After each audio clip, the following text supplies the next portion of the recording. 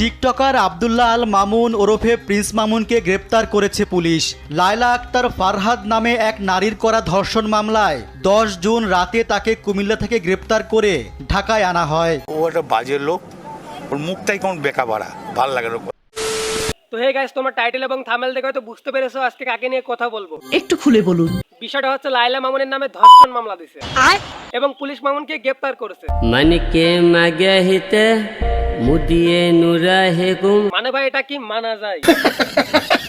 এই যে লায়লা মামুনের জন্য রাস্তাঘাটে মার খাইলো, তবুও মামুনের প্রতি ভালোবাসা কমলো না। সে কিনা মামুনের নামে ধর্ষণ মামলা দিছে। Guys seriously 100%। আরে বোকা চৌধুরীর বাচ্চা, তুই যদি মামুনকে ভালোই বাসি তাহলে ধর্ষণ মামলা দিতে গেলি কেন? বলবো না। তোমরা হয়তো আমাকে বলতে পারো যে আমি মামুনের কথা কেন বলছি, তোমরা আবার ভাবতে পারো যে আমি মামুনকে আবার সাপোর্ট করছি, কিন্তু না, যেটা নিগেল কথা সেটাই আমি বলবো।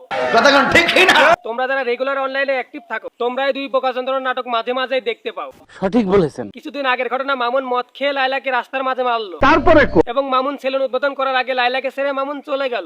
বলো কি? এবং সেলুন উদ্বোধন করার আগের দিন মামুন একটা ইন্টারভিউতে বললো যে সে নাকি লায়লার সাথে নেই, আর তাকে নাকি 1 কোটি টাকা দিলেও তার সেলুন উদ্বোধনে লায়লাকে নিয়ে আসবে না। আল্লাহ ভাই না, আমি কান ধরছি, প্রয়োজন নাকে খত দিব, ঠিক আছে? আমি আর ওর সাথে নাই। আমি যদি না, আমাকে যদি 1 কোটি টাকাও বলে যে তুমি আল্লাহ একসাথে উদ্বোধন করো, সেখানে আমি রিজেক্ট করে দিব।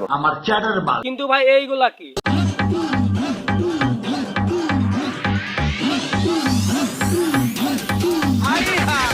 মানে ভাই আমার জীবনে আমি অনেক ধরনের বোকা চতুর দেখেছি। এই যে রাস্তা থেকে উঠে আছে মূর্খের বাচ্চা মামুন, লায়লার মতো বোকা চতুর জীবনেও দেখি নাই। ঠিক বলেছো। আর মূর্খের বাচ্চা মানে যারা লেখাপড়া জানে না, তাদের উদ্দেশ্যে এই কথাটা বলা হয় নাই। It's okay. এই যে মামুনের মতো কিছু টিকটকারের উদ্দেশ্যে এই কথাটা বলা, মানে ভাই পারিবারিক বিষয় নিয়ে অনলাইনে সমালোচনা করে, আবার অনলাইনে বিচার চাইতে আসে। এটা কি কোনো কথা? মানুষ তাদের কষ্টের টাকা দিয়ে এমবি কিনে বা ওয়াইফাই নিয়ে অনলাইনে তোদের এইসব বালচালের কাহিনী দেখতে আসছে।